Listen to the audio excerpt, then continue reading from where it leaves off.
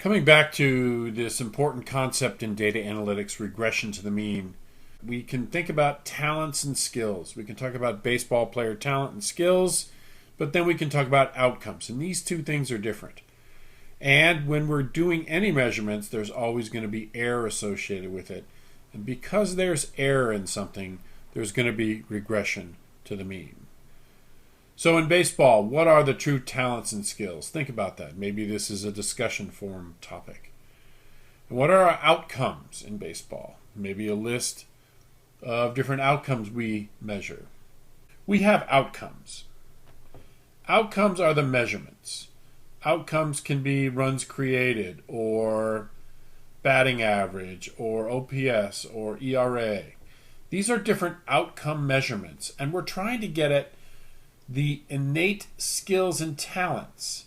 And that's what IS&T stands for, innate skills and talents. Now, this is what's owned by baseball players.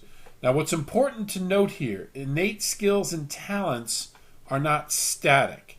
They can change. They can change with experience, they can change as a player ages, and they can change as a skill develops. A player works on a skill to get better at a certain skill. So skills and talents is not a static thing. It can change. But the other component to an outcome, and we talked about it here in this bullet point and in the previous video, is ELCR.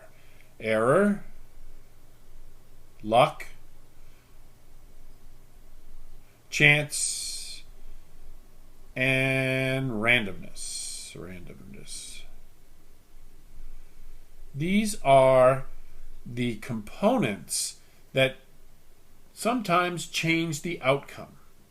Because the measurement tool isn't precise and accurate, because we're not directly measuring the skill and the talent, because there's luck involved, and error involved, and chance and randomness involved in the system we're looking at, our outcome measures are not direct correlates to skills and talents, direct measures of skills and talent.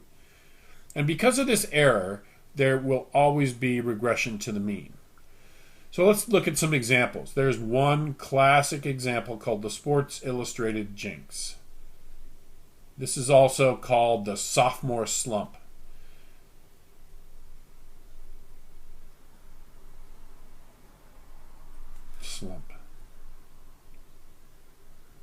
Now what these represent are a second measurement. And let's say we make one measurement of something, a championship of some kind. Let's say 1 week we look at the champion of the Masters golf tournament. Well, that's an outcome. There's an outcome there. We've decided the champion of the golf tournament. It certainly involves innate skills and talent of the golf player, but it probably involves various percentages of luck and error. The luckiest with the most talent is probably going to be the champion of any given event, sporting event. So they make the cover of Sports Illustrated. And the next week, the next time they go, maybe the luck changes. Maybe the luck isn't as great.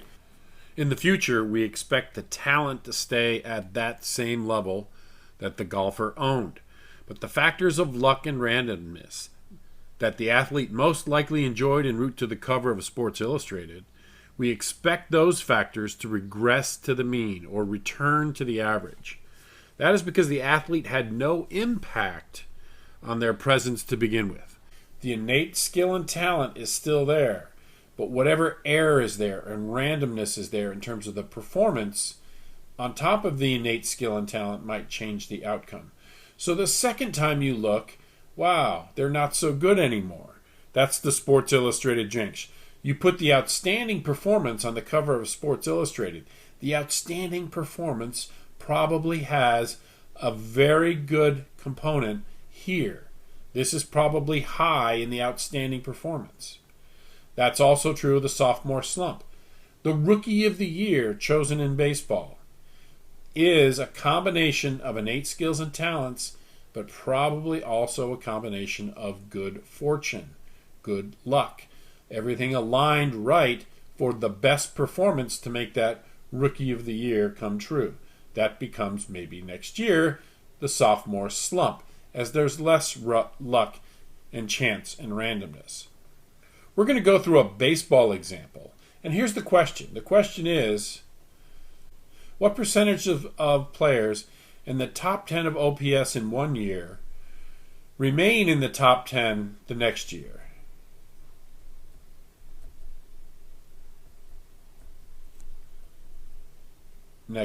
And we're going to look at this. I'm going to set up a little SQL query to get at some data, and then we're going to go to RStudio and plot some data showing how there is regression to the mean at the top levels. So the question, top 10 OPS performers in 2012, how many of them remain in the top 10 the next year? Now, the top 10 performers in OPS represent an obvious level of innate skill and talent. But those top 10 performers might also have some element of luck and good fortune and chance and randomness in their measures of OPS. This outcome measure is OPS. It's imperfect. It's not a perfect measure of batting skills and talents. It has this other component to it. So let's test it. Let's look at the data.